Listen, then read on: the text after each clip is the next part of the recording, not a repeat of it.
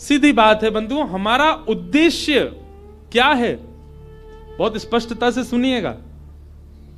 कृष्ण प्राप्ति नहीं, सीधे 50वीं सीढ़ी चढ़ने की मत सोचा करो। बीच में बहुत सारी सीढ़ियां हैं, धीरे धीरे चढ़ना पड़ेगा। इतने बड़े पांव नहीं कि आप 50वीं सीढ़ी चढ़ जाओ।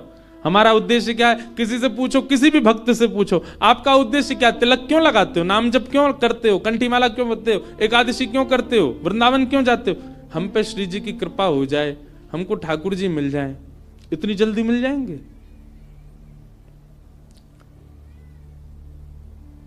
जैसे आप किसी मार्ग पर जाते हैं, जैसे मान लीजिए कि आप ऋषिकेश में बैठे हैं, तो निश्चित है कि बद्रीनाथ ही आते हैं बार बार। बद्रीनाथ जा रहे हो तो ऋषिकेश से आपका उद्देश्य बद्रीनाथ जाना ही है, पर बीच में कई ऐसे शहर पड़ेंगे, अगर आप कहीं भटकोगे तो आप उन शहरों का नाम पूछोगे, ना कि सीधा बद्रीनाथ। 300 किलोमीटर दूर का नाम थोड़ी लोगे। यहां से चलते समय आप पूछोगे भैया शिवपुरी कितना दूर रह गया? शिवपुरी वहां जाओ, आगे से मुड़ोगे और शिवपुरी आ जाएगा। उससे आगे जाओ, श्रीनगर कितनी दूर है? ये देवप्रयाग कितना दूर है? यहां है देवप्रयाग। वहां के लिए रास्ता कैसे? आपके पड़ाव धीरे धीरे आगे बढ़ते हैं, सीधे ही बद्रीनाथ नहीं पहुंचा जाता। सनई सनई है। वैष्णव का पहला पड़ाव होना चाहिए प्रेम। किस लिए भजन कर रहा है? किस लिए कथा सुन रहा है? किस लिए वृंदावन जा रहा है? किस लिए गंगा जी का आश्रय ले रहा है? किस लिए कंठी पहनता है? किस लिए एकादशी करता है? मैं प्रेमी बनूं। पहले प्रेमी तो बनूं। पहला पड़ाव उसका प्रेम होना चाहिए। प्रेमी बनने का स्वभाव क्या? उसकी दृष्टि बदल जाए। अब वो सबको देख करके मुस्कुराता ही है। मैं ऐसे ऐसे प्रेमियों को भी जानता हूं जो किंचित बात विरह की सुन लें तो नेत्रों से आंसू गिरने लग जाते हैं। प्रेमी का ये स्वरूप हो जाता है कि उस बहुत जल्दी भाव में आ जाएगा, बहुत जल्दी भावुक हो जाएगा। हम होते हैं, हमारे आगे तो व्यक्ति गंगा जी में कूद जाए तो हमको विरह नहीं होता। प्रेमी व्यक्ति कैसा होगा? किंचित कोई भाव ऐसा देख लेगा ना, बहुत छोटा सा, कोई व्याकुल बैठा है, उस व्याकुलता को देख करके वो विरह में आ जाएगा। ये होता है प्रेमी का स्वरूप। आधुनिक भाषा में उसको कह देते हैं ये बहुत इमोशनल है, बहुत जल्दी इमोशनल हो जाता, बहुत जल्दी भावुक हो जाता है।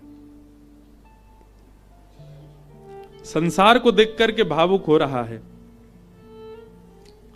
एक बात बताएं, भावुक व्यक्ति प्रेमी बहुत जल्दी बन सकता है। अगर किसी के अंदर भावुकता बहुत ज्यादा है ना, तो एक प्रकार से वो ये समझ ले कि उसको कई सीढ़ियां पहले से चढ़ा हुआ है। वो भावुक व्यक्ति बस प्रेम की ओर बढ़ जाए, प्रेमी और बन जाए, और अधिक प्रेम हो जाए, और वही प्रेम वृंदावन चंद से हो जाए उसका।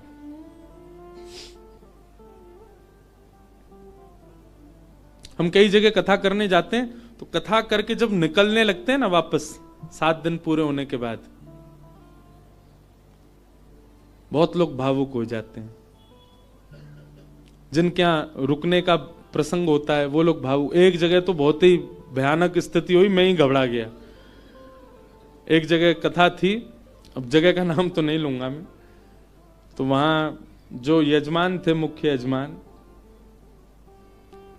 वो इतने भावुक, इतने भावुक, पहले दिन से ही रोने लग गए। मैंने क्यों, क्या हो गया? बोले अब 6 दिन रह गए, आप 6 दिन रहोगे बस, लाल जी के केवल 6 दिन दर्शन होंगे। दूसरे दिन और रोने लग गए। मैंने कि भैया तुम ऐसे मत करो, अभी तो कथा तो पूरी करनी है हमको। चौथे दिन सब का नाच रहे थे, नंद घन आनंद भयो, जो वो कोने में खड़े होकर रो रहे। बोले क्यों, क्या हो गया? 3 ही दिन रह गए अब बस।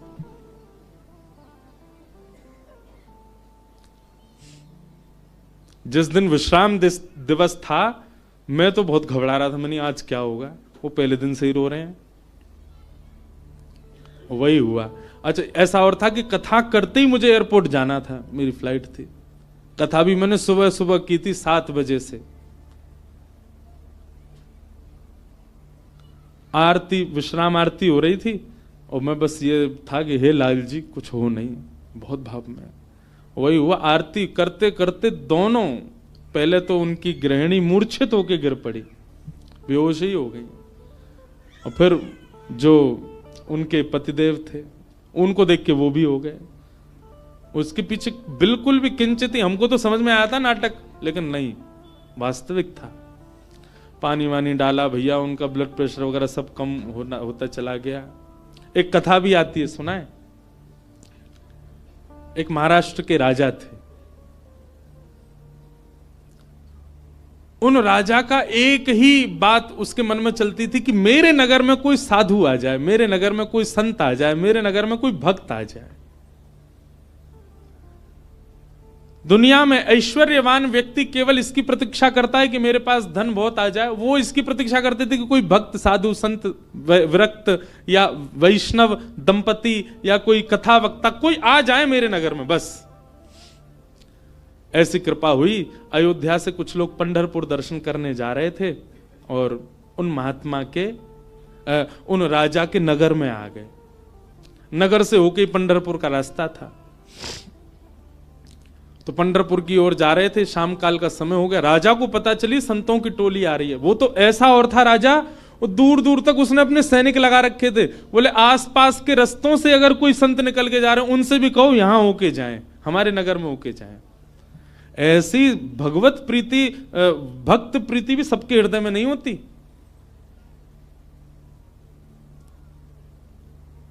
ये बात बंधुओं लिख लीजिएगा, जिस दिन हरिप्रिय आपको प्रिय लगने लग जाए, समझ जाना आप हरि से आप हरि के प्रिय होते जा रहे हो। आपको पता चल जाता है व्रज से कोई आया, भले ही आप उसको जानते नहीं, पर आपके मन में उत्साह हो जाता है, हमारे वृंदावन से आए हैं, श्री राधारमण जी के यहां से आए हैं, श्री बिहारी जी के चरणों से आए हैं। भले ही आपका परिचय नहीं, फिर भी आप ब्रज से आए जान करके उनको प्रणाम करने जाओ। ऐसी प्रीति अगर आपके चित्त में है, आप प्रेम की अवस्था में आ चुके हो। हरि से ज्यादा हरिजनों से प्रीति हो तो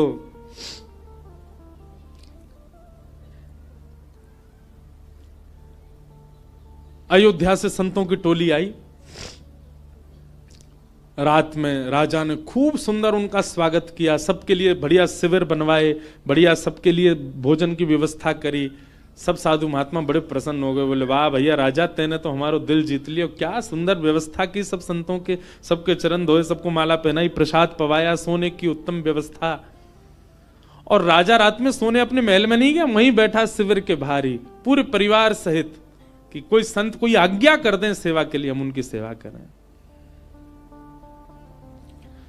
संतों ने दूसरे दिन उठ करके राजा से कहा, देखो हम तुम्हारी सेवा से इतने प्रसन्न है कि हम सबके मन में आया कि हम कम से कम 5 दिन तो यहां रुकें। राजा रोने लगा, बोले महाराज मेरे ऊपर बड़ी कृपा, आप रुकिए। 5 दिन पूर्ण हुए। सब संत बोले भैया हमको पंढरपुर जाना है, अब आप हमको आज्ञा दो। राजा बोला भगवान मैं अपनी एक बात निवेदित करूं। बोले क्या? 5 दिन बाद रामनवमी है, श्री राम जी का अद्भुत उत्सव है, आप लोग सब यहीं रुक जाएं, 5 दिन और रामनवमी करके चले जाएं। संत बोले भाई क्या बुराई है, इतनी अच्छी व्यवस्था राजा कर ही रहे हैं, वहीं बढ़िया कीर्तन भजन होने दो, सत्संग होने दो। 5 दिन रुक गए, सबने रामनवमी करी, अभिषेक किया राम जी का। रामनवमी पूर्ण करके सब अगले दिन संत महापुरुष बोले अब हमको आज्ञा दो, हम लोग सब चलें पंढरपुर। बोले महाराज नेक और रुक जा, हनुमान जयंती और आ रही है, हनुमान जन्मोत्सव, आप सब लोग रुके रहेंगे तो आप सबके सानिध्य में, हमको तो कुछ आता नहीं, हम हनुमान जी का जन्मोत्सव करेंगे। अब वो सेवा इतनी अच्छी कर रखी थी कि कुछ संत तो बेचारे उसके पक्ष में रहते थे, बोले रुक ही जाओ, बढ़िया व्यवस्था तो करी रखी है। रुक गए, हनुमान जन्मोत्सव तक सब लोग रुक गए। सब लोगों ने हनुमान जी का जन्मोत्सव मनाया। संत महापुरुष कहने लगे, बोले भैया अब हमको आज्ञा दे दो, अब हम लोग चलें। बोले महाराज उसके बाद में फिर कोई और उत्सव आ रहा था 15 दिन बाद, उसका नाम ले दिया। बोले वो किए बिना तो आप कैसे जाओगे, कहां आपको व्यवस्था ही नहीं मिलेगी, मेरे यहां हो जाएगा। 15 दिन और रुक गए, फिर जाने लग गए। बोले महाराज गंगा दशहरा आने वाला है, आप सब लोग कहां, गंगा जी तो मिलेंगे, मैं गंगा जल मंगवाऊंगा ना अपने सैनिकों को भेज करके, यहीं आप सब लोगों के लिए सूक्ष्म गंगा प्रकट करवा दूंगा। फिर रुक गए, गंगा दशहरा हो गए। सब करते करते करते महाराज जेठ का महीना निकल गया। कब आए थे? रामनवमी पे आए थे, तब से जेठ आ गई। जेठ के बाद अब फिर जन्माष्टमी राधाष्टमी के उत्सव आ गए। वो उत्सवों के बहाने दे दे करके संतों को रोक लें। महाराज अब तो चातुर्मास करना पड़ेगा आपको, चातुर्मास प्रारंभ, कहां जाओगे, यहीं कर लो। चातुर्मास करवा दिया। चातुर्मास के बाद अब कार्तिक का महीना आ गया, कार्तिक में तो मैं जाने नहीं दूंगा आप लोगों को। दिवाली होली ये तो यही करनी पड़े, होली आ रही है, होली पे तो सब संग रहेंगे। करते करते फिर से रामनवमी आ गई। संत जनों ने चरण पकड़े, बोले राजन अब तो जान दो हम। संत तो राजा बोले एक काम करो, क्या बाल भोग करके चले जाओ, कुछ नहीं तो सुबह का बाल भोग तो ले लीजिए। बोले ठीक है। अब बाल भोग भाग पा करके तैयार हुए ही थे, बोले बाल भोग पा लिया सब। बोले देखे ना कढ़ाई चढ़ गई है, राजभोग बनना है, राजभोग तो पा जाओ। संत बोले जे नहीं हिलने देगा हमको। बोले देखो ये सब अनादर हो जाएगा, इतनी पूड़ी कचौड़ी सब्जी बन रही है, इनको तो पा जाओ। यहां राजभोग पाने लगे, एक संत ने घूम के देखा तो वहां रात के ब्यारू भोग भी बनने शुरू हो गए थे। बोले ब्यारू करके जाने देगा।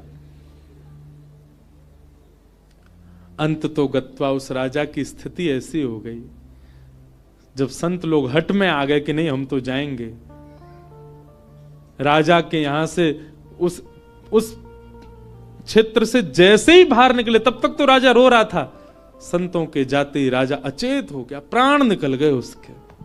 मैं संतों के बगैर कैसे रहूं? हम इस स्थिति में हम तो कभी आ ही नहीं सकते। खैर सुन लीजिए, बस हमारे यहां तो 4 दिन रुक जाए तो कब जाएंगे ये बला, बैठ गए हमारे घर में आके। सब तरीके के लोग होते हैं। अब तो लोग हमको बहुत प्रेम करने लग गए, जब हमको कोई जानता नहीं था तब हमने भी ऐसे घरों में रुके हैं। पर सत्य बात है बंधुओं, ठाकुर जी से प्रेम तो सबको हो जाता है, पर हरिजनों से जिसको प्रेम हो जाए, समझ जाओ कि उसको ठाकुर जी से, वो अब प्रेम की अवस्था में आ चुका है। जिसको हरिजन प्रिय लगने लग जाए, हरि के जन प्रिय लगने लग जाए। आप लोग किया करो, कभी एयरपोर्ट, रेलवे स्टेशन, कभी अनजान स्थान पर कोई तिलक मात्र लगाया घूम रहा हो, उसको भी जय सिया राम, जय श्री कृष्ण। सामने वाला प्रत्युत्तर में अगर ये पूछ ले भैया कौन, कुछ नहीं आपके माथे पे हमने तिलक देखा, कंठ में हमने तुलसी जी देखी तो हमको लगा कि आप वैष्णव हो इसलिए हमने प्रणाम किया। ऐसा स्वभाव। तो प्रथम गंतव्य ठाकुर जी नहीं होने चाहिए, पहला गंतव्य प्रेम होना चाहिए। हमारे भजन का, हमारे साधन का, हमारी कथा का, हमारे नियमों का, सबका प्रथम पहले किसको प्राप्त करना है कि पहले हम प्रेमी बने। पहले ठाकुर जी नहीं, पहले ठाकुर जी के लायक बनो, और फिर जब लायक बन जाओगे, ठाकुर जी को कभी अपने केंद्र बिंदु में मत रखो। एक बात बहुत ध्यान से सुनो, किसी को पाने के लिए आप मत तड़पो, स्वयं को ऐसा बनाओ कि सामने वाला आपको पाने के लिए तड़पे, सामने वाला आपको पाना चाहे।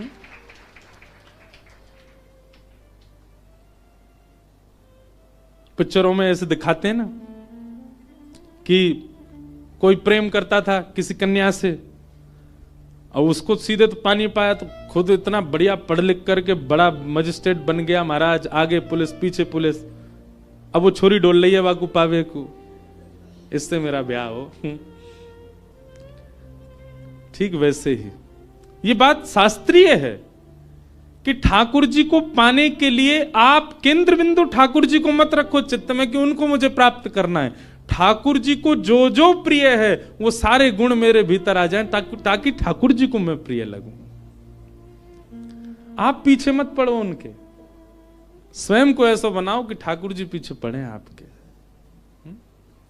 श्रीमद् वल्लभाचार्य जी के चरित्र में आता है कि, बहुत ध्यान से सुनिएगा,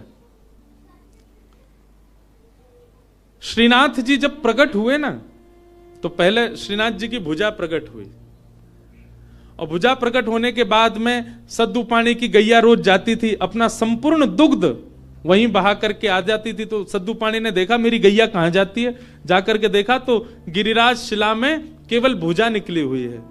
सद्दू पानी ने जब पूरा बाहर निकाला तो श्रीनाथ जी प्रकट हो गए इसी कलिकाल में।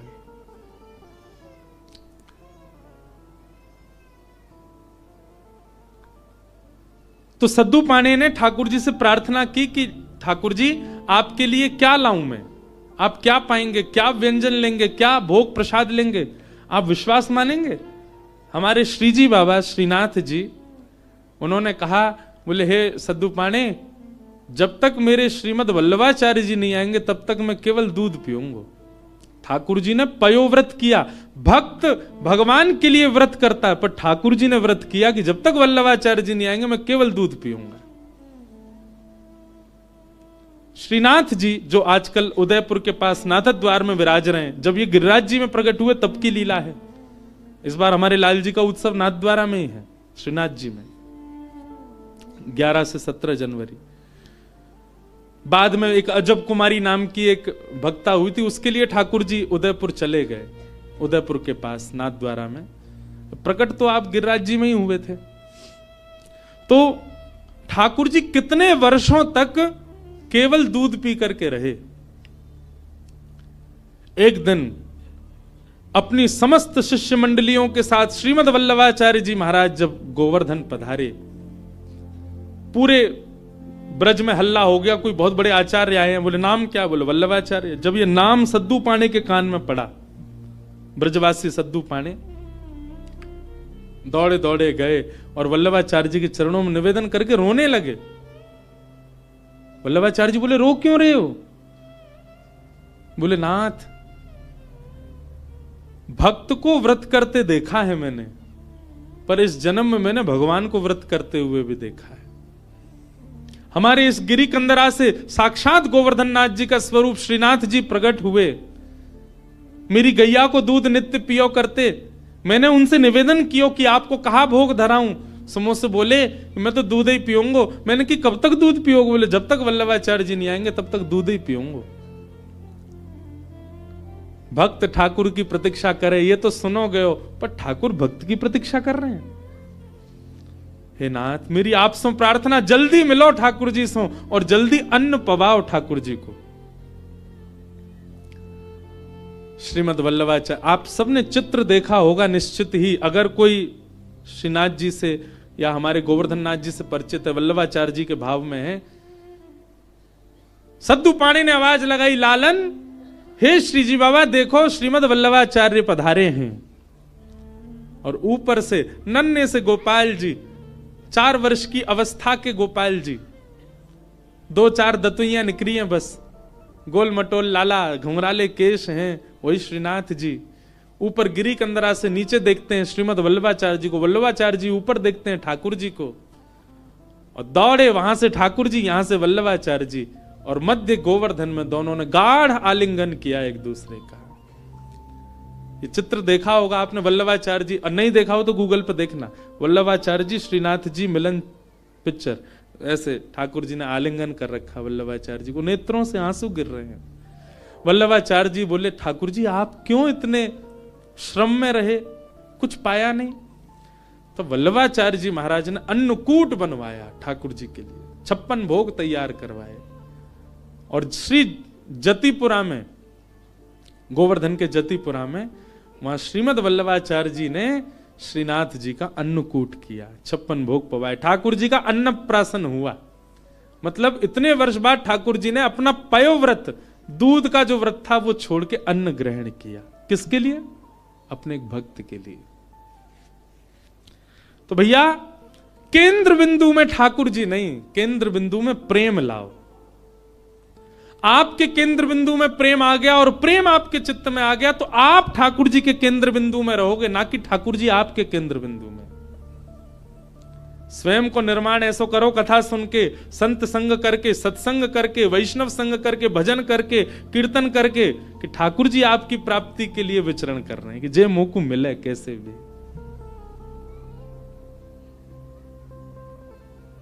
आज से आपके भजन साधन में उद्देश्य भगवत प्राप्ति नहीं, प्रेम की प्राप्ति हो।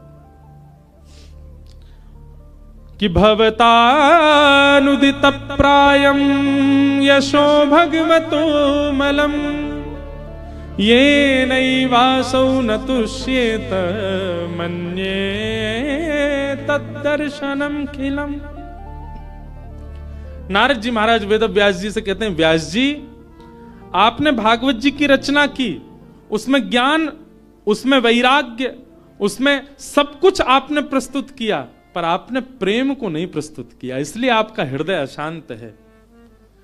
आपके ग्रंथों को, पुराणों को सुनकर के व्यक्ति धार्मिक बन जाएगा, व्यक्ति वैरागी बन जाएगा, पर आपके ग्रंथों को पढ़ के व्यक्ति प्रेमी नहीं बन पाएगा। इसीलिए आपका हृदय अशांत है, आपको कहीं ना कहीं अपूर्णता लगती है अपनी क्रिया में। इसलिए मेरी प्रार्थना कि अब आप ठाकुर जी के प्रेम स्वभाव का वर्णन करो, जिससे पढ़ने वाला व्यक्ति प्रेमी बन सके। वेद व्यास जी महाराज ने निवेदन किया, उसके लिए मुझे क्या करना पड़ेगा? बोले समाधि लगा करके भगवान के प्रेम स्वरूप का चिंतन करो।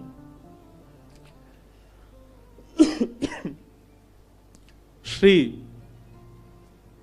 वेद व्यास जी महाराज ने समाधि लगाई और समाधि की भाषा में ही अपने अंतिम कृति का निर्माण किया वेद व्यास जी ने। इसी ब्रह्म नदी में, इसी हिमालय की पर्वतों पर वेद व्यास जी ने ऐसी रचना की जिसको सुनकर पढ़कर के मानव प्रेम का अधिकारी बन जाता है, ठाकुर जी का अधिकारी बन जाता है। और उस संहिता का नाम है श्रीमद् भागवत महापुराण। बोलो भागवत महापुराण की जय। ये प्रेम संहिता है। भागवत जी श्रवण के बाद, भागवत जी अध्ययन के बाद, भागवत जी के अवलोकन के बाद प्रेम प्रस्तुत होता है चित्त में।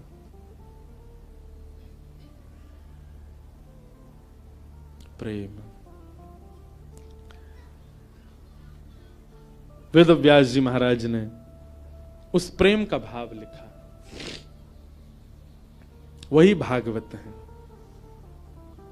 बंधुओं, आपको अगर अपनी कृति से, कई लोगों को अपने जीवन से भी बहुत अपूर्णता का अनुभव होता है। हम आपको एक बात बता रहे हैं, बहुत सावधानी से सुनो। अपने कर्म से, अपने जीवन से, अपने संबंध से कई लोगों का मन बहुत जल्दी उचट जाता है। कई लोगों को अपना जीवन भी अच्छा नहीं लगता। क्यों?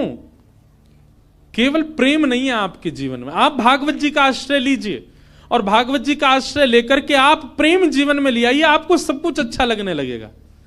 एक बात बता रहे हैं, प्रेमी व्यक्ति का स्वभाव ऐसा हो जाता है कि वो अव्यवस्था में भी प्रसन्न रहने लगता है। अप्रेमी व्यक्ति का स्वभाव कैसा होता है? वो कहीं भी जाएगा ना, नाक मुंह मोड़ता ही रहेगा। यहां तो ये है, यहां तो ऐसा है, यहां मैं कैसे बैठ जाऊं, ये मैं कैसे खा लूं, यहां मैं कैसे बैठ सकता हूं, यहां मैं कैसे नहा सकता हूं, यहां मैं कैसे रह सकता हूं, इस व्यक्ति के साथ मैं कैसे जी पाऊंगा, इस माहौल में मैं कैसे रह पाऊंगा। ये सब जगह जो अपने आप को अपरिपूर्ण माने, समझ जाना अप्रेमी व्यक्ति है। पर प्रेमी कैसा होता है? वो जहां बैठ जाता है ना, वो स्थान ही अच्छा लगने लग जाता है। कई बार आपने कुछ ऐसे स्थान देखे होंगे, उन स्थानों पर कभी आपकी नजर ही नहीं पड़ी होगी, या उस स्थान को देख करके आपने सोचा होगा ये तो सामान्य सी जगह है, ये कौन सी बड़ी बात है। पर उसी स्थान पर कोई भगवत प्रेमी जाकर के बैठ जाता है तो उस स्थान की रौनक ही बदल जाती है, उस स्थान का माहौल ही बदल जाता है। अरे स्थान नहीं, कई बार कई रंग हमको प्रिय नहीं होते। मैं अपना अनुभव बता रहा हूं, कई रंग हमको प्रिय नहीं होते, कई कलर्स हमको अच्छे नहीं लगते, पर वही रंग, वही कलर, उसमें कोई प्रेमी व्यक्ति अगर आ जाए, उस प्रेमी व्यक्ति उस कलर में या रंग का आश्रय ले ले, वो रंग भी अच्छा लगने लग जाता है। कई सब्जियां आपको अप्रिय लगती होंगी, पर वही कोई प्रेमी के हाथों से प्रसाद रूप में आपको मिल जाए, आप उसका पान करेंगे, सेवन करेंगे, आपको अत्यंत अद्भुत। और अगर आपको अनुभव करना हो तो हम बता रहे हैं, अरबी की सब्जी हर कोई नहीं पा सकता, इतनी बढ़िया नहीं लगती। हमारी श्री जी को बहुत प्रिय है, किशोरी जी को बहुत प्रिय है, लाडली जी को अरबी का भोग लगता है। कभी जाइए राधाष्टमी के समय पर, या वैसे भी हमारे तटीय स्थान वृंदावन में अरबी की सब्जी बनती है। आप पे कृपा हो जाए, नहीं हो तो वहां किसी महात्मा से कह देना हमको थोड़ा प्रसाद दे दो, वो मधुकरी रूप में आपको अरबी देंगे, आप पाके देखना। सारे विश्व के जितने भी रस होंगे ना, वो सब रस फीके लगेंगे उसके आगे। क्यों? क्योंकि प्रेम स्थान पर वो निर्मित है, इसलिए उसका स्वाद अद्भुत हो जाता है। मैं कथा करता हूं, हमको राग रागनी आती नहीं, हम बस ऐसे गा लेते हैं, ये सब गुरुजन बैठे हैं, ये लोग जैसो बजा दें वैसो हम गा दें। कई राग ऐसे हैं, उनको पहले मैं जब सुनता था ना तो मेरा मन बड़ा उच्चाटित सा हो जाता था कि ये कैसे गाएंगे, ये तो बड़ा विचित्र सा राग है। आज वही राग में हम कथा भी कर देते हैं। क्यों? क्योंकि जब प्रेम मिल जाता है, प्रेम एक ऐसा सब्सटेंस है, प्रेम एक ऐसा क्या बोले वो, केमिकल बोले, सब्सटेंस बोले, क्या बोले, वो एक ऐसी वस्तु है, वो जहां मिल जाएगी वो सब प्रिय लगने लग जाएगा। वो प्रेम कहलाता है। प्रेम का मतलब केवल स्त्री पुरुष का प्रेम मत समझा कीजिए आप। कोई प्रिय लगने लग जाए वो नहीं, सब कुछ प्रिय लगने लग जाए, वो प्रेम है। वास्तविक प्रेमी आप अपने आप को ऐसे नहीं मान सकते, उसके लिए नस काट रहे घूम रहे हैं, हॉस्पिटल में भर्ती है गए, वो क्या बता रहे हैं, बोले भाई टैग लग गया इसके ऊपर, काहे का, बोले प्रेमी है। आप इस प्रकार प्रेम की अवहेलना मत करो, प्रेम की निंदा मत करो।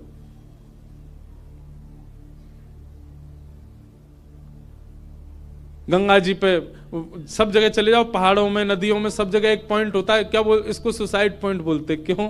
यहां से व्यक्ति अपने प्रेमी के लिए त्याग कर देता है, आत्महत्या कर लेता है। ये प्रेम है। प्रेम में केवल एक व्यक्ति प्रिय नहीं लगता, प्रेम में सब कुछ प्रिय लगने लग जाता है। बुद्ध, भगवान बुद्ध प्रेमी थे। एक मदिरा पान किया हुआ व्यक्ति जिससे सब दूर भागते हैं, नाली में पड़ा था और बुद्ध भगवान ने उसको देख लिया। अपने शिष्यों से कहा तुरंत इसको निकालो यहां से। कोई पीछे जा रहा, कोई आगे जा रहा, सोच रहे हैं, विचार कर रहे हैं, नाली में पड़ा है, दुर्गंध आ रही है, इसने पी भी रखी है। स्वयं भगवान बुद्ध लग गए उसको निकालने में। शिष्यों ने कहा, बोले कि वो एक कुभाव वाला व्यक्ति, मदिरा पान करने वाला व्यक्ति, उसका आचरण शुद्ध नहीं, और आप उसको ऐसे बचाने लग गए, ऐसे उसको संभालने लग गए। तो बुद्ध भगवान बहुत अच्छी बात कहते हैं, तुम साधक क्यों बने हो, तुम भक्ति के पथ पर क्यों चल रहे हो? क्या तुम केवल शुद्ध लोगों से ही मिलोगे, सुधरे हुए लोगों से ही मिलोगे?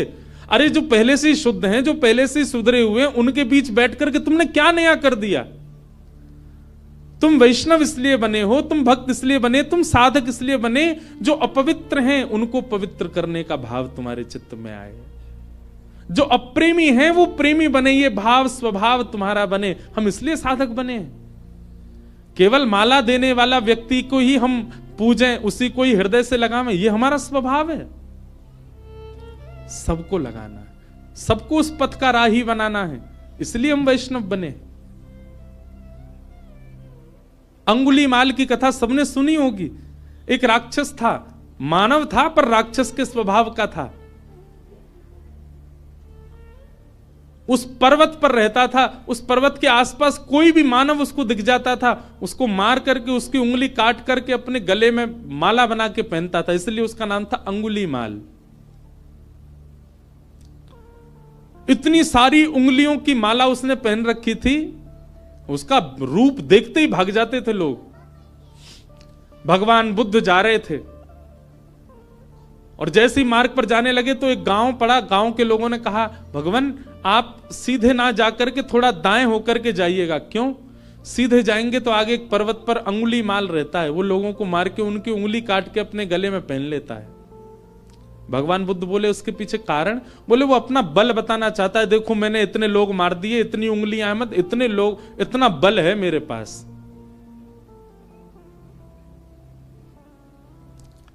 भगवान बुद्ध कहते हैं भय का बल नहीं होता, प्रेम का बल होता है।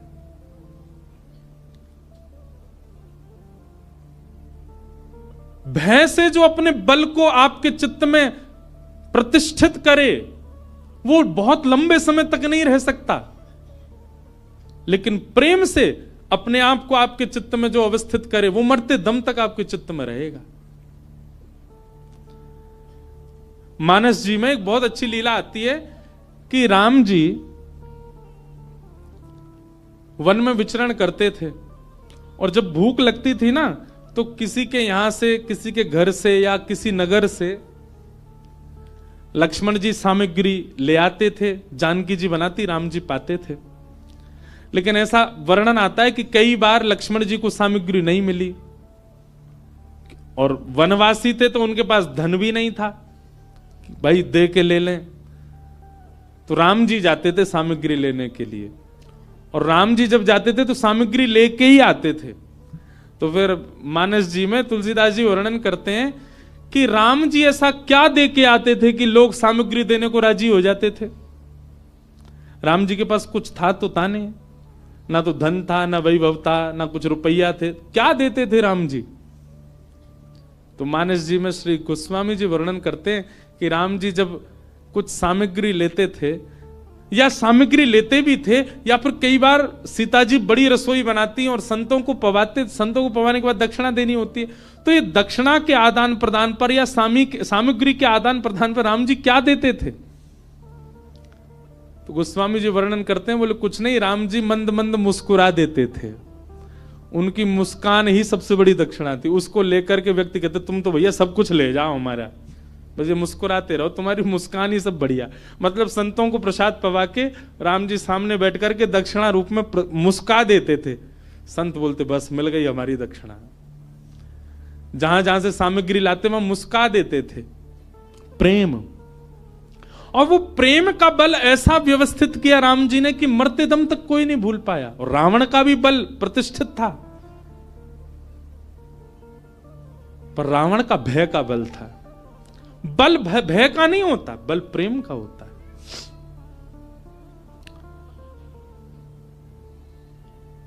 बुद्ध भगवान चले गए उसी मार्ग पर जहां अंगुलीमाल था। जैसे ही पहुंचे पर्वत के ऊपर, अंगुलीमाल ने दूर से ही कहा मैं साधु सन्यासियों का बहुत सम्मान करता हूं, पहले तुमको सचेत कर रहा हूं, मार्ग बदल दो अपना, मेरे पास आ गए तो तुम्हारा सर धड़ से अलग कर दूंगा, मैं चेतावनी दे रहा हूं, मेरे पास मत आना। पर बुद्ध रुके नहीं, सीधे चले गए। तुम जानते नहीं हो मुझे, क्यों चले आए हो मेरे पास। और क्रोध में भर के थोड़ा और चेतावनी देने के लिए अंगुलीमाल एक वृक्ष के नीचे खड़ा था, उस वृक्ष की डाल पकड़ करके जोर से खींच ली, डाल टूट गई।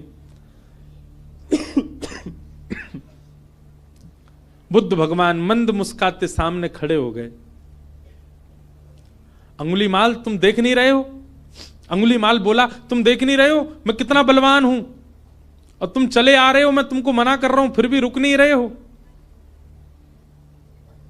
डाल हाथ में पकड़ करके खड़ा था। बुद्ध भगवान बिल्कुल सौम्य भाव से उसके समीप गए और कहा ये डाल तुमने तोड़ी? बोले हां। अब इसको जोड़ दो, जहां से तोड़ी है इसको वहां लगा दो पुनः। अंगुलीमाल बोला कैसी बात कर रहे हो, ये तो संभव ही नहीं है, मैं इसको नहीं लगा सकता दोबारा। बोले क्यों, जब तोड़ने की सामर्थ्य है तो जोड़ने की भी होगी, इसको जोड़ दो, यथावत जैसी थी वैसी जोड़ के दिखा दो। अंगुलीमाल बोला यह संभव नहीं है। बुद्ध भगवान कहते हैं जिसको तुम जोड़ नहीं सकते उसको तोड़ने का अधिकार तुमको किसने दिया? इतनी उंगलियां गले में पहन करके घूमते हो, तुमने इतने लोगों को मार दिया, अकेले इस पर्वत पर रहते हो, पूरी दुनिया तुमसे भय खाती है। सोचो, विचार करो अंगुलीमाल, जितनी उंगलियां तुमने गले में पहनी हैं, प्रेम से यदि इतने लोगों को अपने संग में रखते, पूरी दुनिया पूजती आज तुमको। अपने प्रेम स्वभाव से इतने लोगों का संग पाते तो तुम ज्यादा बलवान होते, लेकिन तुमने उनको मार दिया, उनकी उंगलियां डोल रहे हो लेके गले में। अगर इतने लोग तुमने जोड़े होते खुद से तो तुम श्रेष्ठ माने जाते। और इतना कहकर के बुद्ध चले गए। अपनी कुटिया पर जाकर के रुके, पीछे देखा ही नहीं। कुटिया पर जाकर के जब पीछे देखा, अंगुलीमाल चरणों में गिर गया। बुद्धम शरणम गच्छामि, मुझे क्षमा कर दो भगवान, और सदा के लिए उनके हो गए। यह है प्रेम। प्रेमी जब व्यक्ति होता है वो सबको प्रेमी बनाता चलता। जैसे किसी के अंदर कोई इत्र लगाए घूमे, जहां से निकल जाए सब जगह सुगंधित होती चली जाती है, वैसे ही भक्ति साधना से व्यक्ति जब प्रेमी बन जाता है, वो जहां जाता है, जिस स्थान पर जाता है, जितने लोगों से मिलता है, उनको भी प्रेमी बना देता है, उनको भी प्रिय बना देता है, उनको भी भक्त बना देता है, उनको भी साधक बना देता है। प्रेम। और श्रीमद् भागवत प्रेम प्रस्थापित करती हैं श्रोताओं के चित्त में। भागवत जी की रचना हुई और रचना करने के बाद वेद व्यास जी महाराज ने विचार किया, अब इस भागवत को हम घर घर तक, जन जन तक कैसे पहुंचाएं। तब वेद व्यास जी महाराज ने अपने पुत्र सुखदेव जी का आवाहन किया कि यम प्रव्रजन्तमनुपेतमपेत कृत्यम द्वैपायनो विरह कातरया जुहाव पुत्रेति तन्मयतया तर्वोऽभिनेदु तम सर्वभूत हृदयं मुनिमानतोऽस्मि। श्री सुखदेव जी महाराज आए। वेद व्यास जी के पुत्र हैं सुखदेव, लेकिन जन्म लेते ही आप ब्रह्म के ध्यान में चले गए थे। लेकिन श्री व्यास जी ने भागवत के श्लोक जब इनको सुनाए तो ब्रह्म ध्यान छोड़कर के भागवत जी की सन्निधि में आ गए और कहा, मैं तो निर्गुण निराकार ब्रह्म की उपासना कर रहा था, पर मुझे अब सगुण साकार में मन लग गया है, मुझे इन्हीं की आराधना करनी है। व्यास जी ने भागवत जी का अध्ययन सुखदेव जी को कराया और श्री शुकाचार्य जी ने वही भागवत की कथा राजा परीक्षित को सुनाई। पूछा गया, राजा परीक्षित कौन है? राजा परीक्षित के विषय में हमको थोड़ा बताओ। इनको 7 दिन में मरने का श्राप क्यों लगा, इनके बारे में थोड़ी हमें जानकारी दो। तब राजा परीक्षित के विषय को बताने के लिए यहां से महाभारत का थोड़ा प्रारंभ किया। यदा मृधे कौरव संजयानाम वीरेस्वथो वीर गतिम गतेषु व्रकोदरा विग्ध गदा विमर्श भृगनोरुदंडे धृतराष्ट्र पुत्रे। श्री परीक्षित जी महाराज का चरित्र और उनको 7 दिन में श्राप क्यों लगा, ये सब विषय सुनाए गए। अब इस विषय में अगर प्रवेश करें तो पूरा महाभारत का प्रसंग कहना पड़े, इसलिए कल बंधुओं ठाकुर जी का जन्मोत्सव है कथा में, क्योंकि कल चतुर्थ दिवस है। कल गंगा के तट पे आनंद उत्सव होगा, खूब आनंद से हम लोग नाचेंगे गाएंगे, जन्मोत्सव मनाएंगे श्री ठाकुर जी का। यमुना तट पे तो मनते ही रहते हैं ठाकुर जी के उत्सव, कल गंगा के तट पे होगा। आप सब लोग समय से पधारिएगा। आज श्री गिरधर लाल जी के दर्शन का समय तो है, पर हम आप सबकी संख्या देख के डर रहे हैं, क्योंकि जहां हम रुके हैं वो स्थान तो बहुत छोटा है। तो जो लोग यहां रुके ही रहे हैं अभी 6-7 दिन, वो लोग तो कल भी आ सकते हैं, परसों भी आ सकते हैं। रोज मिलेंगे ठाकुर जी 1:30 से 2:30 बजे तक गंगा दर्शन राम झूला के पास, इधर स्वर्ग आश्रम में। और जो लोग दूर दूर से आए बस वही आ जाना दर्शन करने। बाकी के जो लोग यहीं डटे हुए हैं उनके लिए तो लाल जी यहीं हैं, उनके लिए हम एक शाम का भी समय कल बता देंगे, तो वो लोग शाम को भी आ सकते हैं। इतनी संख्या में लोग आ जाएंगे तो फिर वो लाल जी हमारे डर नहीं जाएं, गंगा जी में गिरगिरा जाओगे, क्योंकि बगल में ही गंगा जी हैं। तो आप सब लोग बड़े भाव से पधारो। कल ठाकुर जी का जन्मोत्सव हम लोग कथा में मनाएंगे। पीले पीले वस्त्र पहन करके आना, आभूषण ज्यादा पहन के मत आना, अपना ध्यान रखना, क्योंकि चोराग्रगण्य श्री कृष्ण की कथा है तो निश्चित है उनके 2-4 दूत तो कथा में आते ही होंगे जो आपके आभूषण हरण ना कर ले जाएं, इसलिए बहुत ध्यान रखना। श्यामा हृदय कमल सो प्रगट्यो, श्यामा हृदय कमल सो प्रगट्यो, श्यामा हृदय कमल सो प्रगट्यो, श्यामा हृदय कमल सो प्रगट्यो, और श्याम हृदय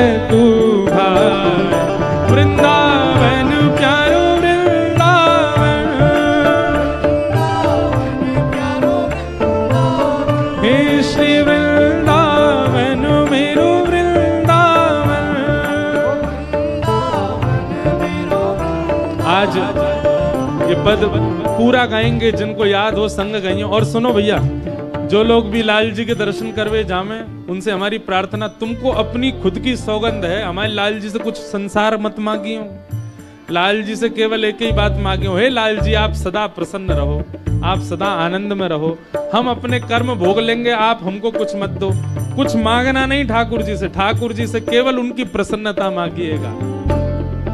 हे सब सुख सागर रूप उजागर रहे वृंदावन धाम, सब सुख सागर रूप उजागर रहे वृंदावन धाम। हे सब सुख सागर रूप उजागर रहे वृंदावन धाम, सब सुख सागर रूप उजागर रहे वृंदावन धाम। ओ रूप गोस्वामी प्रगट कियो जहाँ, रूप गोस्वामी प्रगट कियो, श्री रूप गोस्वामी प्रगट कियो जहाँ, रूप गोस्वामी प्रगट कियो, राधा गोविंद रूप निधान, वृंदावन प्यारो वृंदावन।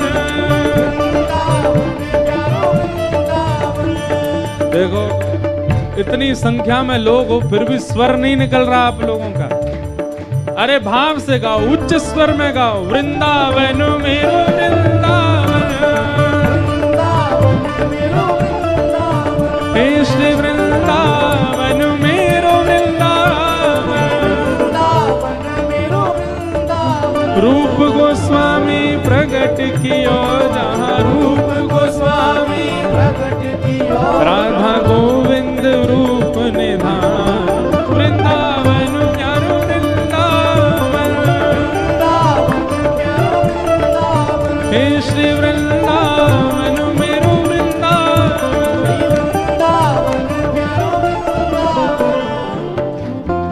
विहरत निस दिन कुंज गलन में, ब्रज जन मन सुख धाम, विहरत निस दिन कुंज गलन में, ब्रज जन मन सुख धाम। हाँ प्यारो ब्रज जन मन सुख धाम, प्यारो ब्रज जन मन सुख धाम। हे मदन मोहन को रूप निरख के, मदन मोहन को,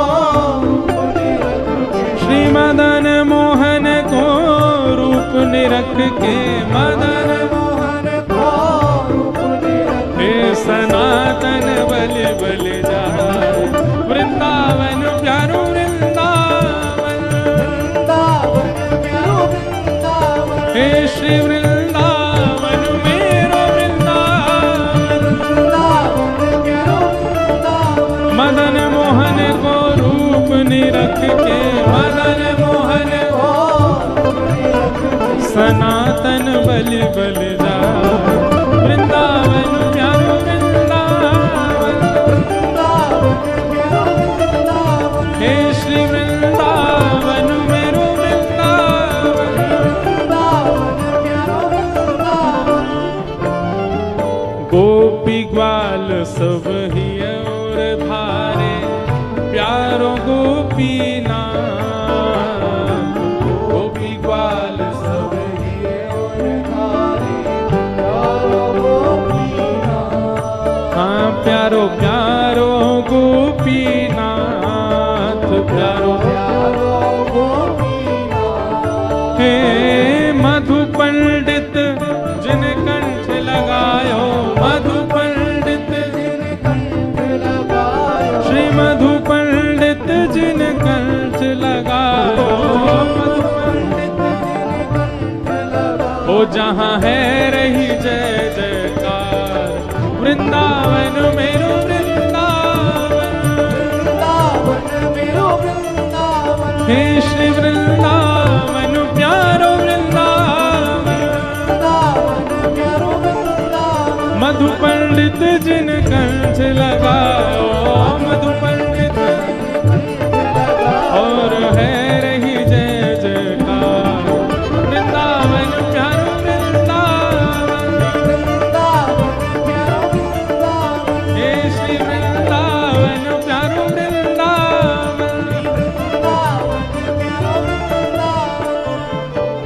श्री गोपाल भट्ट जो के हृदय वेदना प्रगट्यो शालिग्राम।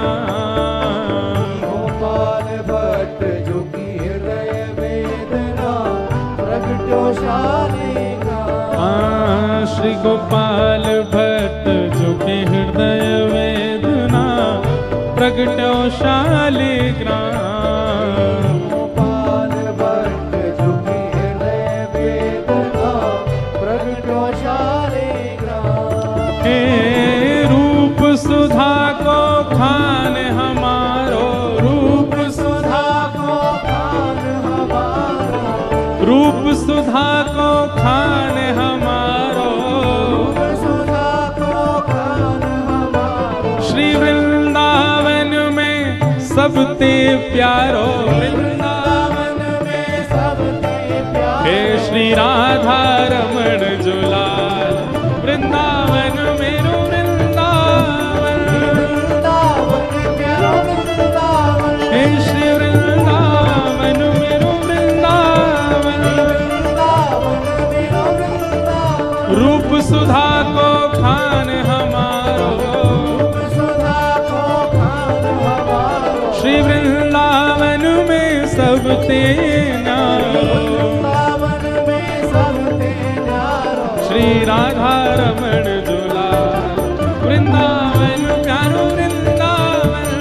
वृंदावन प्यारो वृंदावन। हे श्री वृंदावन मेरो वृंदावन। वृंदावन मेरो वृंदावन। जय जय राधा रमण मेरो राधा रमण। जय राधा रमण मेरो राधा रमण। ओ मेरो राधा रमण प्यारो राधा रमण। मेरो राधा रमण प्यारो राधा रमण। ओ मेरो राधा रमण प्यारो राधा रमण। राधा रमण प्यारो राधा रमण। ओ मेरो राधा रमण प्यारो राधा। मेरो राधा रमण प्यारो राधा रमण। आतुर हित हरि वंश पुकारो श्री राधा राधा नाम। आतुर हित हरि वंश पुकारो राधा राधा। अभी यहाँ कथा 12 को विश्राम करके श्री वृंदावन के मदन टेर में 14 तारीख को सुबह 9 बजे से श्री हितरवंश महाप्रभु का चरित्र हम एक दिन सुनाएंगे। जो लोग भी वृंदावन पहुंच रहे हो 14 तारीख को मदन टेर आना, जहां श्री राधा वल्लभ जी पहली बार विराजे वृंदावन आकर के। मदन टेर यमुना तट आयो, मदन टेर यमुना तट आयो। सघन कुंज वृंदावन आयो। सघन कुंज वृंदावन आयो। हे मदन टेर यमुना तट आयो। मदन टेर यमुना तट आयो। सघन कुंज वृंदावन आयो। सघन कुंज भुजा उठा के वृंदावन आयो। ओ प्यारो राधा वल्लभ लाल वृंदावन मेरो वृंदावन। वृंदावन मेरो वृंदावन। हे श्री वृंदावन मेरो वृंदावन। वृंदावन मेरो वृंदावन। सघन कुंज यमुना तट आयो। सघन कुंज यमुना तट आयो। मदन टेर वृंदावन आयो। मदन टेर वृंदावन आयो। ओ प्यारो राधा वल्लभ लाल वृंदावन मेरो वृंदावन। वृंदावन मेरो वृंदावन। हे श्री वृंदावन प्यारो वृंदावन। श्री वृंदावन प्यारो वृंदावन। जुगल किशोर को लाड़ लड़ायो नवल कुंज ही अमान। जुगल किशोर को लाड़ लड़ायो नवल कुंज ही अमान। हे कुंजन कुंजन की रज धारे। कुंजन कुंजन की रज धारे। कुंजन कुंजन की रज धारे। कुंजन की रज धारे। ओ हरि व्यास युगल यशोदा वृंदावन मेरो वृंदावन। वृंदावन हे श्री वृंदावन प्यारो वृंदावन। देखो वैसे तो अधिकतर सबको पता है कि हम लोग क्या गा रहे हैं, वृंदावन के 7 निधियों को प्रणाम कर रहे हैं, वैसे सबको पता है। जिनको नहीं पता हम उनको बता रहे हैं। हमारे वृंदावन के प्रथम ठाकुर कौन हैं? बोलो, श्री गोविंद देव। वृंदावन के दूसरे ठाकुर श्री मदन मोहन, तीसरे ठाकुर श्री गोपीनाथ, चौथे ठाकुर श्री राधा रमण, पांचवें ठाकुर श्री राधा वल्लभ और छठवें ठाकुर जिनको अभी हम गा रहे हैं श्री जुगल किशोर और 7वें ठाकुर श्री कुंज बिहारी लाल। तो इन 7 को हम प्रणाम कर, जिनको नहीं पता हम उनको बता रहे हैं। अभी जुगल किशोर जी को प्रणाम कर रहे हैं। कुंज निकुंजन की रजधारे, कुंज निकुंजन की रजधारे, हरि व्यास युगल यश गाए, वृंदावन मेरो वृंदावन, हे श्री वृंदावन प्यारो वृंदावन। हमारे ब्रज वृंदावन के 7वें ठाकुर जिनके जन्मोत्सव पर इस कथा का प्रारंभ हुआ, बोलो वृंदावन बिहारी लाल। भुवन चतुर्दश की सुंदरता, निधिवन करत बिहार, भुवन चतुर्दश की सुंदरता, निधिवन करत बिहार, हे भुवन चतुर्दश की सुंदरता, निधिवन करत बिहार, चतुर्दश की सुंदरता, निधिवन करत बिहार, हे श्यामा प्यारी कुंज बिहारी, श्यामा प्यारी कुंज बिहारी, श्यामा प्यारी बांके बिहारी, श्यामा प्यारी बांके बिहारी, और जय जय श्री हरिदास, वृंदावन मेरो वृंदावन, वृंदावन मेरो वृंदावन, हे श्री वृंदावन प्यारो वृंदावन, श्यामा प्यारी कुंज बिहारी, श्यामा प्यारी कुंज बिहारी, और जय जय श्री हरिदास, वृंदावन मेरो हे श्री वृंदावन मेरो वृंदावन।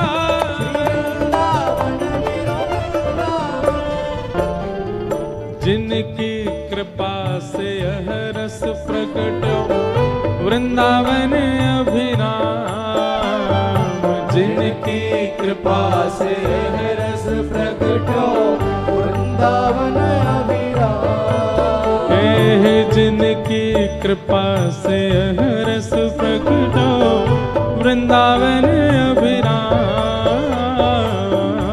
जिनकी कृपा से यह रस प्रकट वृंदावन अभिराम, हे सप्तनिधिन को ही उजियारो, सप्तनिधिन को ही उजियारो, यह आनंद करवावे वारो, यह आनंद करवावे वारो, इंद्र ईश इंद्रेश दुलारो, इंद्र ईश इंद्रेश दुलारो, हम सबको मिलवावे वारो, हम सबको भुजा उठा के हमारो गिरधर लाल, वृंदावन प्यारो वृंदावन, वृंदावन प्यारो वृंदावन, हे श्री वृंदावन मेरो वृंदावन,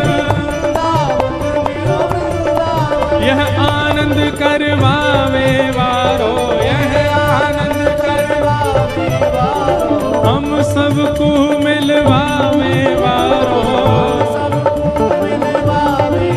हे हमारो गिरधर लाल, वृंदावन प्यारो वृंदावन, वृंदावन प्यारो वृंदावन, हे श्री वृंदावन मेरो वृंदावन, वृंदावन मेरो वृंदावन, लगाओ ताकत पूरी, जो सबसे ऊंचो जाएगो वही को मिलेगी माला मंच से। जय राधे राधे श्री राधे राधे जय राधे राधे श्री राधे राधे जय राधे राधे श्री राधे राधे। यहाँ वो सबसे पीछे लाला वो लगे लंबो ही दिखे। हाँ आ जाओ आपके बगल वाले, हाँ आप आओ जो उछले थे अभी लास्ट में, नहीं वो पीछे आ रहे हैं। हाँ इनको आने दो, ये पीछे जो आ रहे हैं पतले से, हाँ इन्हीं को बुला। जय, और ये लाली छोटी वाली आओ। जय राधे राधे श्री राधे राधे कृष्ण भानु दुलारी श्री कृष्ण प्यारी बरसाने वारी कृष्ण भानु दुलारी जय राधे राधे श्री राधे राधे जय राधे राधे श्री राधे राधे जय राधे राधे श्री राधे राधे जय राधे राधे श्री राधे राधे जय जय